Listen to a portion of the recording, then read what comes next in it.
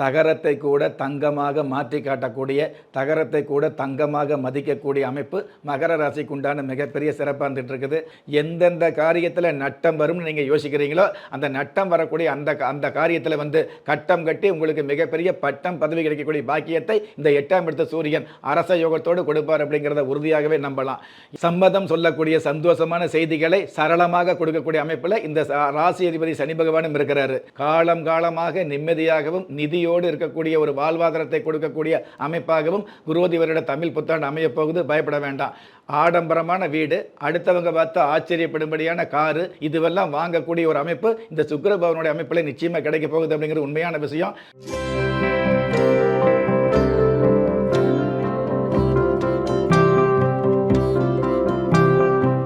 வணக்கம் சார். 2024 தமிழ் புத்தாண்டு நம்மளோட தனுசு ராசி நேயர்களுக்கு எப்படி இருக்குன்றத கடந்த எபிசோட்ல பார்த்துட்டு நிறைய பேர் ரொம்ப குஷி ஆயிட்டாங்க. ஸோ அவங்கள மாதிரியே ரொம்ப வருஷமா அல்லல் பட்டுட்டு இருந்தது மகர ராசி தான். உங்களுக்கே தெரியும், சனி பயிற்சியில் ரொம்ப பிரச்சனை பார்த்துட்டு இருந்தவங்க. ஸோ மகர ராசிக்காரர்களுக்கு 2024 தமிழ் புத்தாண்டு எப்படி இருக்க போகுது? 2024 குரோதி வருட தமிழ் புத்தாண்டு மகரம் ராசியை சேர்ந்தவங்களுக்கு தகரத்தை கூட தங்கமாக மாற்றி காட்டக்கூடிய, தகரத்தை கூட தங்கமாக மதிக்கக்கூடிய அமைப்பு மகர ராசிக்கு உண்டான மிகப்பெரிய சிறப்பாக இருந்துட்டு இருக்குது. அப்படிப்பட்ட சிறப்புகள் பெற்ற அந்த மகர ராசிக்கு கடந்த காலங்களில் மதிப்பு அப்படிங்கிறது குறைவாகத்தான் இருந்தது அப்படிங்கிறது நம்ம எல்லோருமே ஏற்றுக்கொள்ள வேண்டிய இருந்தது. மதிப்பு குறைவாக இருந்தாலும் பரவாயில்ல, எதிர்ப்பு அதிகமாக இருந்தது அப்படிங்கிறதும் கடந்த காலங்களில் ஒரு உண்மையாக இருந்துகிட்டு இருந்தது. இப்படியெல்லாம் இருக்கக்கூடிய மகர ராசியை பொறுத்தளவுக்கு உங்களுடைய ஜென்ம ராசிக்கு சுகஸ்தானத்தில் அரச யோகத்தோடு இந்த தமிழ் புத்தாண்டு குரோதி வருஷம் ஆரம்பிக்கிறதுனால ராஜாவாக வரக்கூடிய, அதாவது கடந்த காலங்களில் அடங்கி முடங்கி போன உங்களுக்கு அதிகாரமான வகையில், ராஜாவான வகையில், ஆணவமாக ஒரு மிகப்பெரிய அமைப்போடு வளம் வரக்கூடிய மிகப்பெரும் பாக்கியத்தை இந்த தமிழ் புத்தாண்டு நிச்சயமாக கொடுக்கும் மகர ராசியை பொறுத்தளவுக்கு. ஏன்னு கேட்டிங்கன்னா, கடந்த காலங்களில் ஏழரைச்சனி அப்படிங்கிறதுல பார்த்தீங்கன்னா விரயச்சனியும் ஜென்மச்சனியும் உங்களை வாட்டி வளவெடுத்து ஆட்டி படைச்சது அப்படிங்கிறது தான் உண்மை.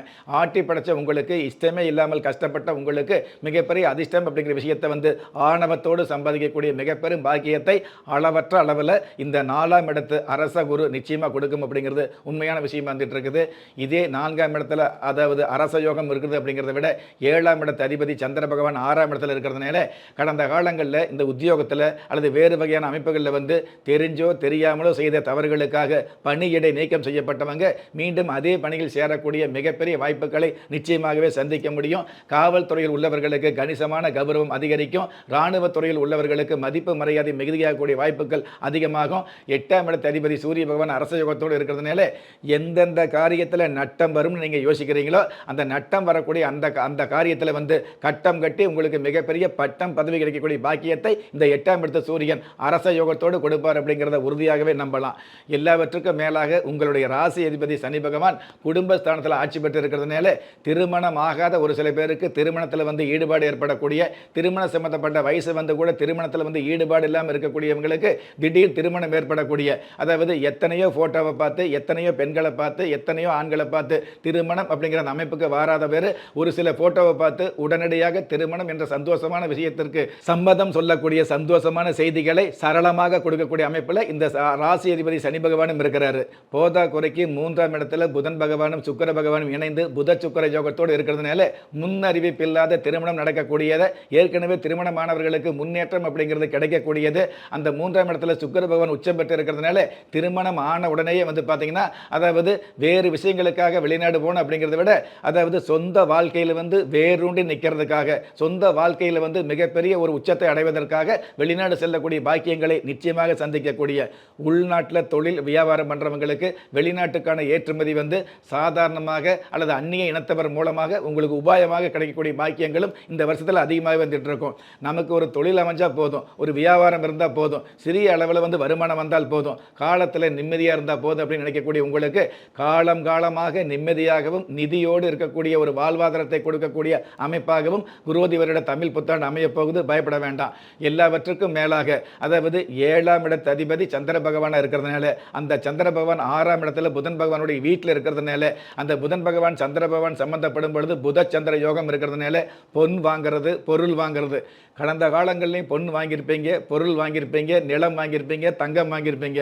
எல்லாம் வாங்கின அடுத்த வாரத்தில் அடுத்த மாதத்தில் அடமானம் வைக்கக்கூடிய சூழலையும் சந்திச்சிருப்பீங்க அப்படிங்கிறது தான் அவமானமான விஷயம்.